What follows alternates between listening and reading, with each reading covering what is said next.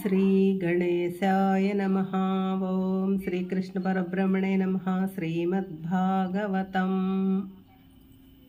పంచమస్కంధం.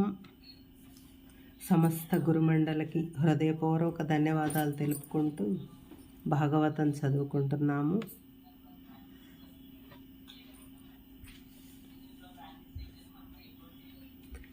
భారతవర్షమే కర్మభూమి.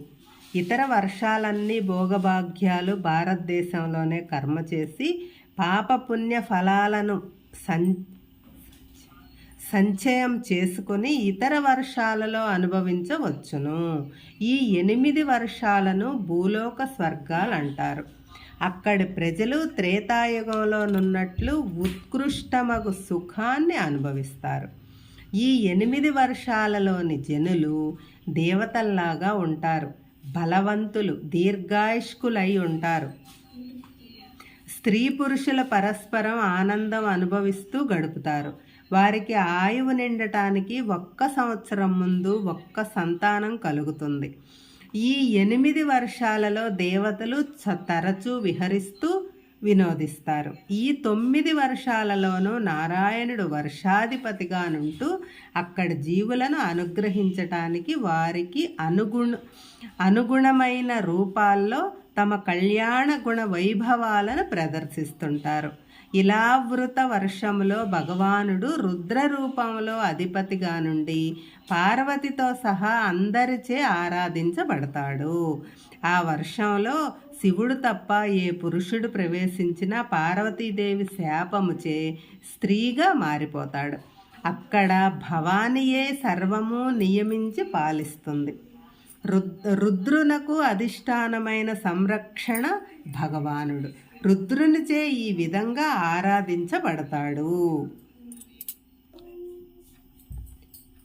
భద్రాస్వ వర్షానికి ధర్ముని సుతుడైన భద్రశ్రవుడు అధిపతి. అక్కడి జనులు భగవానుని ప్రతిరూపమైన హయగ్రీవమూర్తిని ఆరాధిస్తారు. ఓం నమో భగవతే ధర్మాయ ఆత్మ విశోధనాయ నమః అని ధ్యానిస్తారు అక్కడి వాళ్ళు.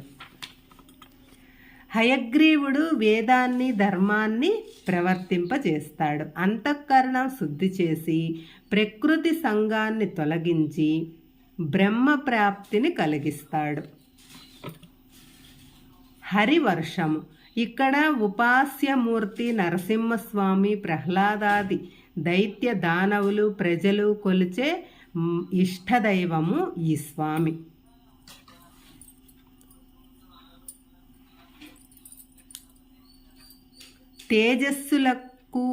తేజస్సును తిమిర సంహారకుడును వాసనాశకుడును అయిన నరహరి ఆవిర్భవించుగాక, అభయమిచ్చుగాక అని.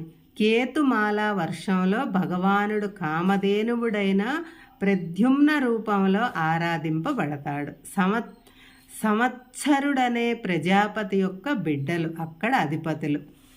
వీరును లక్ష్మీదేవి భగవానుని ప్రద్యుమ్న రూపంలో ఉపాసిస్తారు. ఆయన తన మాయామయమైన మానస రూపంలో వారి యొక్క ఇంద్రియ కామనలను తృప్తిపరుస్తాడు. వారు జపించే మంత్రం ఇలాగుంటుంది. రమ్యక వర్షానికి శ్రీహరి యొక్క మత్స్య రూపము. ఆరాధ్య దేవత మనువు అధిపతి. మనువు అతని సంతతి వారు ప్రజలు ఈ విధంగా ధ్యానిస్తారు. ఓం నమో భగవతే ముఖ్యతమాయ నమః. సత్యాయ ప్రాణాయ ఓజసే సహసే బలాయ మహామథ్యాయ నమః. హిరణ్మయ వర్షంలో శ్రీహరి యొక్క కూర్మ రూపము ఆరాధింపబడుతుంది. అర్యముడు అధిపతి. ఉత్తరకుడు వర్షములో శ్రీహరి యొక్క వరాహ రూపము ఆరాధింపబడుతుంది. భూదేవితో సహా అందరూ ఆ వరాహమూర్తిని సేవిస్తారు. కింపురుష వర్షములో భగవానుడైన శ్రీరామచంద్రుడు సీతాలక్ష్మణ సహితుడై ఆరాధింపబడతాడు. కింపురుషులతో కూడి పరమభాగవతుడైన హనుమానుడు అక్కడే ఉపాసిస్తుంటాడు. గంధర్వులు గానము చేస్తుంటే శ్రీరామ కథను హనుమంతుడు వింటూ రామనామం జపిస్తాడు. అక్కడ ఈ మంత్రాన్ని పఠిస్తారు.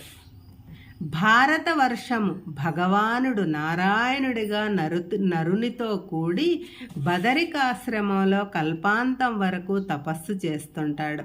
నారాయణుడే ఈ వర్షానికి అధిపతి. ఆరాధ్యుడు నారదునితో సకల మునిపుంగవులు భక్తులు నారాయణ్ణి సేవిస్తారు. పాంచరాత్రమనే ఆరాధనా విధానాన్ని నారదుడు సావర్ణి మనువునకు ఉపదేశించాడు. నారాయణుడి ఉపాసించే మంత్రం ఇది. భారతవర్షంలో ప్రసిద్ధికెక్కిన పర్వతాలు ఇవి: మలయము, మంగళప్రస్థము, మైనాకము, త్రికూటము, వృషభము, కూటకము, కొల్లకము, సహ్యము, దేవగిరి, ఋష్యమూకము, శ్రీశైలము, వేంకటము, మహేంద్రము, హరిధరము, వింధ్యము, గోవర్ధనము, రైవతకము, కకుభము, నీలము, కాకముఖము, ఇంద్రకీలము, రామగిరి, సుక్తిమంతము, భుక్షగిరి, పారియాత్రము, ద్రోణగిరి, చిత్రకూటము. భారతవర్షంలో ప్రసిద్ధికెక్కిన నదులివి. తూర్పుగా ప్రవహించేవి నదులన్నీ పశ్చిమంగా ప్రవహించేవి నదములని అంటారు. తామ్రపర్ణి, కృతమాల, వైహయసి, కావేరి, వేణి, పయస్విని, శర్కరావర్త, తుంగభద్ర, కృష్ణవేణి, భీమరథి, గోదావరి, నిర్వంధ్య, తపతి, రేవ, సురస, నర్మద, చర్మణ్వతి, సింధు, సోణము, మహానది, వేదస్మృతి, ఋషికుల్య, త్రిసమ, కౌశికి, మందాకిని, యమున, సరస్వతి, దృషద్వతి, గోమతి, సరయు, భోగవతి, తప్తవతి, సుషోమ, శతద్రువు, చంద్రభాగ, మరుద్వద, అసిక్ని, విశ్వ మొదలైనవి. సత్వగుణ ప్రధానమైన కర్మలు చేసేవారు దేవలోకాలను, రజోగుణప్రదమైన కర్మలు చేసేవారు మానవలోకాలను, తమోగుణప్రదమైన కర్మలు చేసేవాళ్ళు అధోలోకాలను పొందుతారు. స్వధర్మాచరణ చేస్తూ వాసుదేవుని యందు భక్తి పెంచుకున్నవారు ఈ భారతవర్షంలో మోక్షము పొందగలరు. ఎలాంటి ప్రయోజనము ఆశించకుండా భగవంతుని ప్రేమిస్తే భక్తి ఏర్పడుతుంది. మోక్షము పొందటానికి అనువైన సాధన క్షేత్రము, పుణ్యభూమి అయినది భారతవర్షమే. ఇతర లోకాల్లో అంతులేని ఇంద్రియ భోగాలను కల్పాంతం వరకు అనుభవించిన వ్యర్థమే. పుణ్యము వ్యయమైపోగానే పునర్జన్మ తప్పదు. ఈ భారతవర్షంలో స్వల్పకాలం ఉన్నవాళ్ళు భక్తి ముక్తి సాధనలు చేసుకుంటూ శ్రీహరికి సర్వము సమర్పించి విష్ణు పదాన్ని పొందవచ్చు. శ్రీహరి భారతవర్షంలోనే అనేక అవతారాలు దాల్చి మానవులను తరింపజేశాడు. అపహరింపబడిన అశ్వమేధాశ్వాన్ని అన్వేషిస్తూ జంబూద్వీపంలో సగరుని పుత్రులు అన్ని వైపులా భూమిని త్రవ్వి వేసినప్పుడు 8 ఉపద్వీపాలు ఏర్పడ్డాయి. అవి స్వర్ణప్రస్థము, చంద్రశుక్లము, ఆవర్తనము, రమణకము, మందేహరుణము, పాంచజన్యము, సింహళము, లంక. ప్లక్షద్వీపము సప్తద్వీప వర్ణన ఊహాతీతముగా నున్నది. భూమండలం పద్మాకారంలో ఉంది. 7 సముద్రాలు, 7 ద్వీపాలు ప్రియవ్రతుని సూర్యరథ చక్రం యొక్క జాడల వద్ద ఏర్పడినవి చెప్పబడినవి కనుక ఈ ద్వీపాలన్నీ ఒకే సమతుల భూమట్టమైనట్టుగా కాకుండా ఒకదానిపై ఒకటి దొంతరగాను, జంబూద్వీపము అట్టడుగ్గాను, పుష్కర దీపము శిఖరాన ఉన్నట్టుగాను భావించవలసి వస్తుంది. అన్ని ద్వీపాలకు పద్మకర్ణికలాగా మేరు పర్వతం 1,00,000 యోజనాల ఎత్తుగా ఉన్నది. దాని శిఖం పైన బ్రహ్మదేవుని పట్టణముంది. జంబూద్వీపము 1,00,000 యోజనాల వైశాల్యం గలది. దాని చుట్టూ అంతే పరిమాణమున్న లవణ సముద్రం ఉంది. దాని తరువాత 2,00,000 యోజనాల వైశాల్యముతో ప్లక్షద్వీపం ఉంది. దాని చుట్టూ అంతే వైశాల్యముతో చెరుకు సముద్రం ఉంది. జంబూద్వీప మధ్యస్థంగా జంబూ నేరేడు వృక్షం ఉన్నట్టు ప్లక్షద్వీపం మధ్యన ఒక మహాప్లక్ష అంటే జువ్వి వృక్షం ఉంది. ఈ వృక్ష మూలమందు 7 జ్వాలాలతో అగ్ని ప్రకాశిస్తూ ఉంటుంది. ఆ అగ్నియే ద్వీపానికి అధిపతి. ప్రియవ్రతుని పుత్రుడు యిద్మజిహ్వుడు ఈ ద్వీపానికి రాజు. అతడు దీనిని 7గా విభజించి తన 7 కుమారులకు ఇచ్చి ఆ భూభాగాలకు వారి పేర్లనే పెట్టారు. అవి శివము, శాంతము, యశస్వము, సుభద్రము, క్షేమము, అమృతము, అభయము. ఆ వర్షాలకు సరిహద్దులుగా 7 పర్వతాలున్నవి. అవి మణికూటము, వజ్రకూటము, ఇంద్రసేనము, జ్యోతిష్మంతము, సుపర్ణము, హిరణ్యష్ఠీవము, మేఘమాల అనునవి. అలాగే 7 నదులు కూడా ఉన్నవి. అరుణ, సృమణ, అంగీరస, సావిత్రి, సుప్రభాత, ఋతంభర, సత్యంభర అనేవి 7 నదులు. భారతవర్షంలోనున్న బ్రాహ్మణ, క్షత్రియ, వైశ్య, శూద్ర వర్ణస్థుల వలె ఈ ద్వీపంలో హంస, పతంగ, ఊర్ధ్వాయన, సత్వాంగ అనే వర్ణస్థులుంటారు. వీరి ఆయుర్దాయం 1000 సంవత్సరాలు. దేవతలై సౌందర్యవంతులై ఉంటారు. వారు సూర్య భగవానుని ఉపాసిస్తారు. శాల్మలి ద్వీపం ప్లక్షద్వీపానికి తరువాతనున్న ఈ ద్వీపము ప్లక్షద్వీపానికి 2 4,00,000 యోజనాలు విస్తీర్ణం కలది. దీని చుట్టూ అంటే విస్తీర్ణత గల సురాసముద్రం వ్యాపించి ఉంది. మధ్యలో ఒక మహాశాల్మలి అంటే బూరగ వృక్షం ఉంది. దానిపై గరుడు నివసిస్తుంటాడు. ప్రియవ్రతుని పుత్రుడైన యజ్ఞబాహువు ఈ ద్వీపాన్ని పాలించి దానిని 7 వర్షాలుగా విభజించి వాటికి తన పుత్రుల పేర్లు పెట్టి వారిని అధిపతులుగా నియమించారు. ఆ వర్షాల పేర్లు ఇవి: సురోచనము, సౌమనస్యము, రమణకము, దేవబర్హము, పారిబర్హము, ఆప్యాయనము, అభిజ్ఞాతము. ఆ వర్షాలకు ఉండే సరిహద్దు పర్వతాలివి: స్వరస, చతుశృంగ, వామదేవ, కుముద, ముకుంద, పుష్పవర్ష, శతక్రతు అనునవి అందులోనున్న 7 నదులు. అనుమతి, సినీవాలి, సరస్వతి, కుహువు, రజని, నంద, రాక, అక్కడ శృతధర, వీర్యధర, వసుంధర, విద్యాధర అనే 4 వర్ణాల వారుంటారు. ఈ ద్వీపవాసులు సోముని ఈ మంత్రముతో ఉపాదిస్తారు. కుశద్వీపము ఇది 8,00,000 యోజనాల వైశాల్యం కలది. దీని చుట్టూ అంతే ఆ విస్తీర్ణం ఉన్న ఘృత అంటే నేతి సముద్రం ఉంది. ద్వీప మధ్యంలో బ్రహ్మచే నాటబడిన కుశ దర్భ గడ్డి దుబ్బు స్తంభము ఉన్నది. అది అగ్నిజ్వాలల వలె తేజోమయంగా వెలుగుతూ ఉంటుంది. ఆ ద్వీపాన్ని ప్రియవ్రతుని పుత్రుడు హిరణ్యరేతసుడు పాలించి దానిని 7 భాగాలుగా విభజించి తన పుత్రులకిచ్చి ఆ 7 వర్షాలకు వారి యొక్క పేర్లే పెట్టారు. ఆ వర్షాల పేర్లు ఇవి: వసుదేవ, రూఢరుచి, నాభిగుప్త, సత్యవ్రత, వివిక్త, వామదేవములు. వాటి సరిహద్దు పర్వతాల పేర్లు ఇవి: చక్రము, చతుశృంగము, కపిలము, చిత్రకూటము, దేవానీకము, ఊర్ధ్వరోమము, ద్రవిణము. ఆ వర్షాలలో ప్రవహించే నదులు ఇవి: రసకుల్య, మధుకుల్య, మిత్రవింద, శృతవింద, దేవగర్భ, స్మృతచ్యుత, మంత్రమాల. అక్కడ కుశల, కోవిద, అభియుక్త, కులక అనే 4 వర్ణాల ప్రజలుంటారు. అక్కడి వారు జాతవేదసుడు అనే అగ్నిదేవుడు ఈ మంత్రంతో ఉపాసిస్తాడు.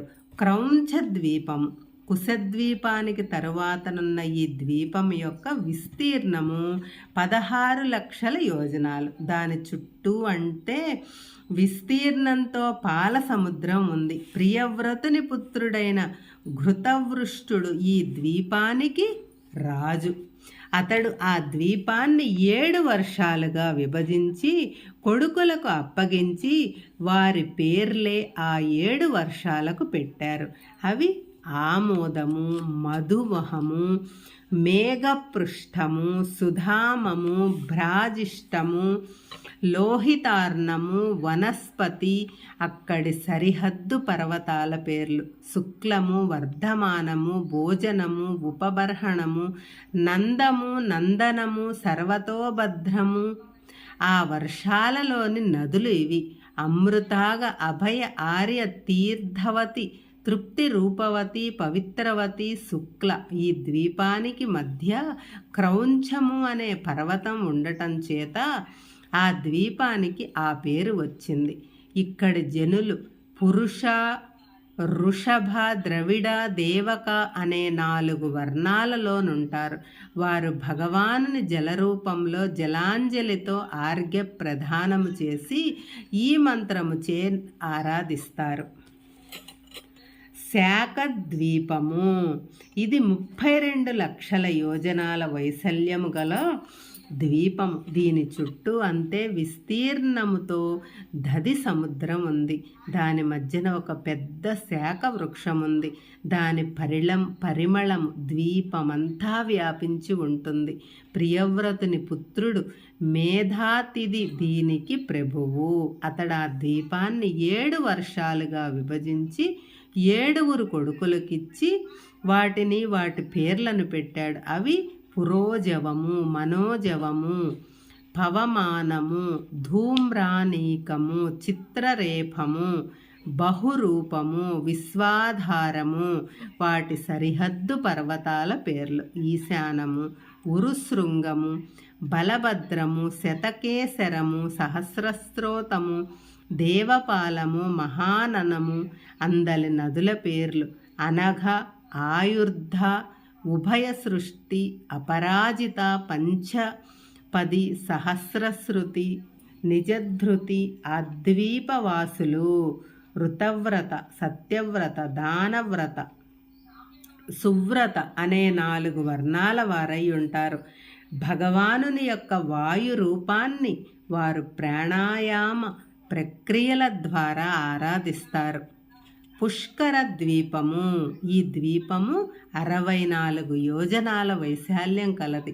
అంతే వైశాల్యంతో శుద్ధోదక అంటే మంచినీటి సముద్రం దాని చుట్టూ ఉంది. ఈ ద్వీపం మధ్యలో ఒక విశాలమైన పుష్కరం అంటే పద్మం ఉన్నది. దాని దళాలు, రేకులు బంగారు రేకులు. అవి తప్తకాంచన తేజస్సుతో వెలిగిపోతుంటాయి. ఆ పద్మంలో చతుర్ముఖ బ్రహ్మ ఆసీనుడై ఉంటాడు. అతడే అక్కడి వారికి ఆరాధ్య దైవం. ఈ ద్వీప మధ్యలో మానసోత్తరమనే పర్వతం ఉంది. దానికి 4 దిక్కుల 4 దిక్పాలకులు ఇంద్ర, అగ్ని, వరుణ, కుబేరుల పట్టణాలున్నవి. ఈ పట్టణాలకు పైన మేరువు చుట్టూ సూర్యుని రథచక్రం తిరుగుతుంటుంది. ఈ ద్వీపానికి అధిపతి ప్రియవ్రతుని పుత్రుడు వీరిహోత్రుడు. ఇతనికి రమణకుడు, ధాతతి అనబడే 2 కుమారులున్నారు. వీరిద్దరికీ 2 వర్షములు ఇవ్వబడినవి. అక్కడ ప్రజలు చతుర్ముఖుని మంత్రంతో కొలుస్తారు.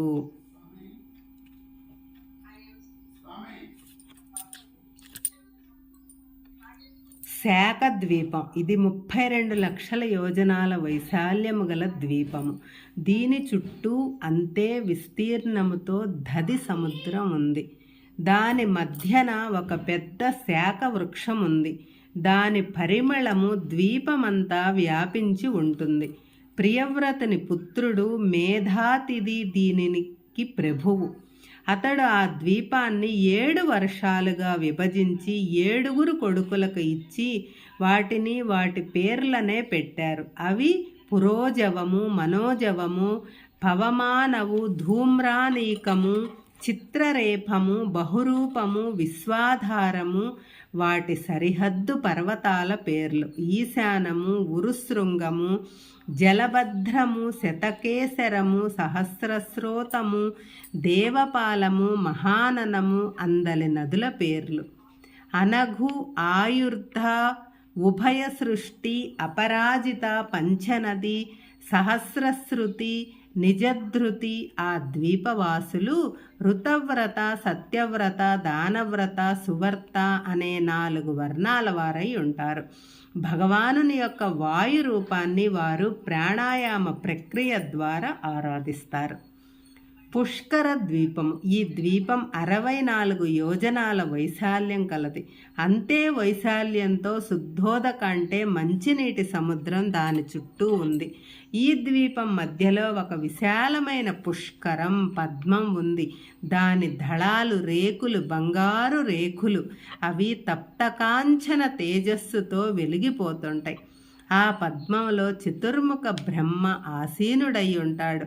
అతడే అక్కడి వారికి ఆరాధ్య దైవం. ఈ ద్వీప మధ్యలో మానసోత్తరమనే పర్వతం ఉంది. దానికి 4 దిక్కుల 4 దిక్పాలకులు ఇంద్ర, అగ్ని, వరుణ, కుబేరుల పట్టణాలున్నవి. ఈ పట్టణాలకు పైన మేరువు చుట్టూ సూర్యుని రథచక్రం తిరుగుతూ ఉంటుంది. ఈ ద్వీపానికి అధిపతి ప్రియవ్రతుని పుత్రుడు వీతిహోత్రుడు. ఇతనికి రమణుకుడు, ధాతకి అనబడే 2 కుమారులుండ్రు. వీరిద్దరికీ 2 వర్షములు ఇవ్వబడినవి. అక్కడ ప్రజలు చతుర్ముఖుని కొలుస్తారు.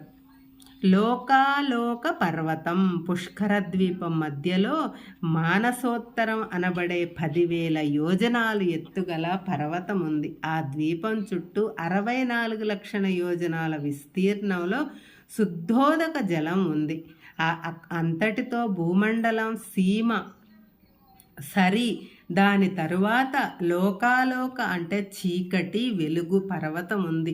శుద్ధోదక జలది నుంచి లోకాతీత పర్వతం వరకు ఉన్న దూరము 8,39,00,000 యోజనాలు.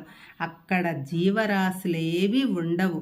దానిపై ఏదీ నిలవలేదు. ఒకవైపు గాఢాంధకారము, మరొక వైపు వెలుగు ఉంటుంది. భూహు, భువః, సువః అనే 3 లోకాలు ఆ పర్వతంలోనే ఉంటాయి. సూర్యుని నుంచి ధ్రువుని వరకు వ్యాపించి ఉన్నది.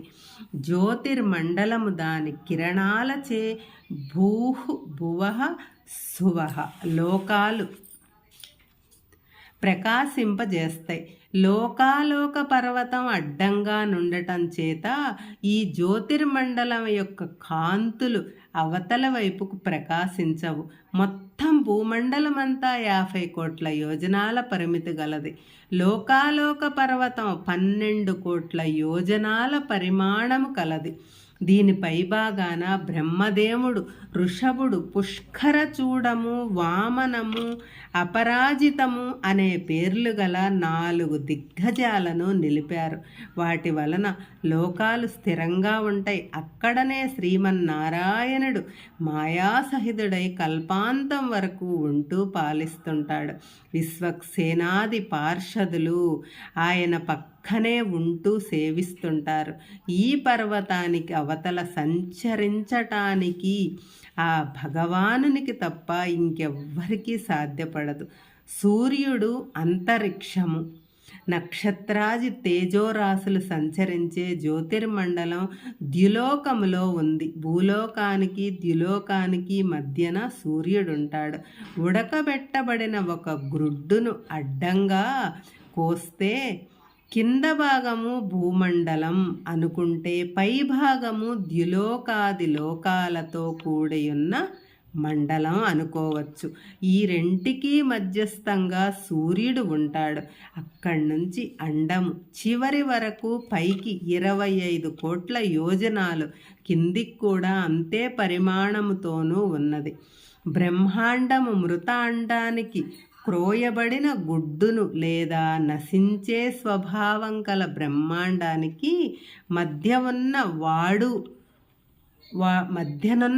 గనుక సూర్యుడు మార్తాండు అంటారు. సూర్యస్థానము నుంచే దిక్కులు అంతరిక్షము, ద్యులోకము, భూలోకము, స్వర్గము, నరకము, అతలాది అధోలోకాలు నిర్దేశింపబడినవి. దేవతలకు, పశుపక్షాది సకల జీవులకు సూర్యుడే ఆత్మస్వరూపుడు. సూర్యుడు చక్షురింద్రియానికి అధిష్టాన దైవము. భూమండలానికి ద్యుమండలానికి మధ్య అంతరిక్షం ఉంది. అంతరిక్షం మధ్యనున్న సూర్యుడు ఉత్తరాయణము దక్షిణాయనముల మధ్య సంచరిస్తుంటాడు. నక్షత్రాలు, గ్రహాలు సూర్య గమనాన్ని అనుసరిస్తూ సింసుమార చక్రంలో సంచరిస్తుంటాయి. 8,000 యోజనాల వలయాకారం గల 3 రేఖలున్నాయి. సింసుమార చక్రం మధ్య వలయంలో ఉంటుంది. మానసోత్తర గిరికి తూర్పున ఇంద్రుని పట్టణమైన దేవదాని, దక్షిణమున యముని పట్టణమైన సంయమని, పశ్చిమాన్న వరుణుని పట్టణమైన నిమ్లోచని, ఉత్తరాన కుబేరుని పట్టణమైన విభావరి ఉంది. సూర్యుని రథానికి ఒక్క చక్రమే ఉంటుంది. ఆ రథము ఒక్క గడియలో 24,08,800 యోజనాలు నడుస్తూ ఈ 4 పట్టణాల చుట్టూ తిరుగుతుంది. దాని పేరు సంవత్సరము. ఈ రథాన్ని గాయత్రి మొదలైన 7 ఛందస్సులనే గుర్రాలు లాగుతాయి. అంగష్టమాత్రులైన 60,000 మంది వాలకిల్యులనే ఋషులు, దేవతలు, గంధర్వులు, అప్సరసలు మొదలైన వారంతా సూర్యుని స్తుతిస్తారు. సూర్యునితో పాటు గ్రహాలు, నక్షత్రాలు జ్యోతి చక్రంలో కనబడుతుంటాయి. భగవానుడే లోక కళ్యాణం గురించి సూర్య రూపాన్ని ధరించి దర్శనమిస్తాడు. సూర్యుడు వేదస్వరూపుడు, కాలాన్ని నియంత్రణం చేసేవాడు. భగవానుడు అంతరిక్షంలో సింసుమారం అనే కాలచక్రంలో ఉంటాడు. చంద్రుని గమనమును బట్టి చంద్రమానం ఏర్పడుతుంది. 2 పక్షములు 1 మాసము. చిత్త నక్షత్రముతో కూడిన పూర్ణిమ గల మాసము చైత్రమాసం అనబడుతుంది. సౌరమానానికి చంద్రమానానికి 12 దినాల వ్యత్యాసం ఉంటుంది. సూర్యునకు 1 సంవత్సరం కాలం. మానవ కాలమానం ప్రకారం చంద్రునికి 2 పక్షాలలో గడిచిపోయింది. సూర్యుడు 1 పక్షంలో పయనించిన భాగాన్ని చంద్రుడు 30 గడియలలో పయనిస్తాడు. చంద్రుడు జీవులకు పోషకుడు, మనస్సుకు అధిదేవత, అన్నస్వరూపుడు, ఓషధీసుడు. చంద్రునికి 3 లక్షణ యోజనాలకు మీదుగా ఒక్కొక్క నక్షత్రం ఉంది. అవి అభిజిత్తుతో సహా 28. సప్తమండలానికి 13 లక్షల యోజనాల పైన ధ్రువమండలం ఉంది. ఉత్తరాషాఢ శ్రవణ నక్షత్రాల నడుమ అభిజిత్తు అనే 1 నక్షత్రం ఉంది. ఈ ధ్రువమండలం ఒక ప్రసిద్ధమైన విష్ణు స్థానం. ధ్రువుడు కేంద్రముగా గ్రహ నక్షత్ర మండలాన్ని కల్పాంతం వరకు పరిభ్రమిస్తాడు. సూర్యునికి 10,000 యోజనాల కింద రాహుగ్రహం ఉంది. సూర్యునికి 12,000 యోజనాల మీద చంద్రమండలం ఉంది. రాహుమండలానికి క్రిందుగా సిద్ధులు, చారుణులు, విశ్వాధరులు నివసిస్తారు. వారి స్థానాల కిందుగా యక్షులు, రాక్షసులు, పిశాచ, ప్రేత, భూతాలు ఉంటే స్థానములుంటాయి. అదే అంతరిక్షము. వారికి గ్రహాలుండవు. అంతరిక్షానికి 100 యోజనాల కిందుగా భూలోకం ఉంది. అధోలోకాలు. భూలోకానికి కిందుగా 7 లోకాలు ఉన్నాయి. ఇవి ఒక్కొక్కటి 10,000 యోజనాల వెడల్పు అంతే లోతు ఉంటాయి. ఇవి బిల్వ స్వర్గాలు అనబడతాయి. ఈ లోకాల్లో కూడా కామ, భోగ, ఐశ్వర్యాలు స్వర్గలోక వాసుల్లాగే అనుభవిస్తారు. మాయలు తెలిసిన మయుడు ఆ లోకాలలోని భవనాలను, పట్టణాలను అద్భుతంగా నిర్మించాడు. అంతులేని కామభోగాలు అనుభవించటమే ఆ లోకవాసుల వ్యాపకం. అక్కడ సూర్యరశ్మి ఉండదు కనుక సర్పాలు మణుల కాంతులు దేదీప్యమానంగా వెలుగుతుంటాయి. ఓషధులు రసాయనాలు సేవిస్తారు కనుక వాళ్లకు వ్యాధులు వార్ధక్యం ఉండదు, మానసిక బాధలుండవు. వారు భగవానుని సుదర్శన చక్రానికి భయపడతారు. అతల లోకంలో యముని పుత్రుడైన బలుడు 96 విధాలైన మాయలను ప్రయోగించి వినోదిస్తుంటాడు. దాని క్రిందనున్న వితల లోకములో శివుడు హటకేశ్వరునిగా భవానీతో వినోదిస్తాడు. అక్కడ హటకీ నదీ జలము వలన సువర్ణం తయారవుతుంది. అసుర స్త్రీలకు ఆభరణాలుగా ఆ బంగారం పనికి వస్తుంది. దాని కింద సుతల లోకంలో బలిచక్రవర్తి ఇంద్రుని కంటే వైభవంగా పాలిస్తుంటాడు. విష్ణుమూర్తి అక్కడ ఆరాధ్య దైవమై ఆ లోకాన్ని రక్షిస్తుంటాడు. తరువాతనున్నది తలాతలము. దీనికి మయుడు ప్రభువు. అతని రాక్షసుల పట్టణాలను నిర్మించినట్టి శిల్పి తలాతలాన్ని రుద్రుడు రక్షిస్తుంటాడు. తరువాతనున్నది మహాతలము. ఇక్కడ కద్రువపుత్రులైన సర్పాలుంటాయి. కుహుడు, తక్షుడు, కాళీయుడు, సుషేణుడు మొదలైన వారిలో ముఖ్యులు. వీరికి గరుత్మంతుడంటే ప్రాణభయం, అందుకే బయటకు రారు. రసాతలంలో దైత్యులు, దానవులు అయిన హిరణ్యపుర వాసులు, నివాత కవచులు, కాలకేయులు ఉంటారు. వీరి మహాసాహసవంతులు, తేజస్సు కలవారు, శ్రీవారికి భయపడి ఉంటారు. పాతాళలోకంలో ఎంతో తెలివైన నాగజాతి వాళ్ళు ఉంటారు. వాసికి, శంకుడు, కుళికుడు, ధనుంజయుడు మొదలైన వారు మహానాగులు. వీరికి మణులతో మెరుస్తున్న అనేకమైన తలలుంటాయి. పాతాళం అడుగున ఆదిశేషుడు 30,000 యోజనాల స్థలంపై చుట్టుకొని ఉంటాడు. అతనినే అనంతుడు, సంరక్షకుడు అంటారు. అతని తలపై ఈ భూమండలం ఒక ఆవగింజంత పరిమాణంలో నిలిచి ఉంటుంది. ప్రళయకాలంలో ఆదిశేషుడు ఏకాదశ రుద్రులను సృష్టించి వినాశనానికి నియోగిస్తాడు. హరే కృష్ణ.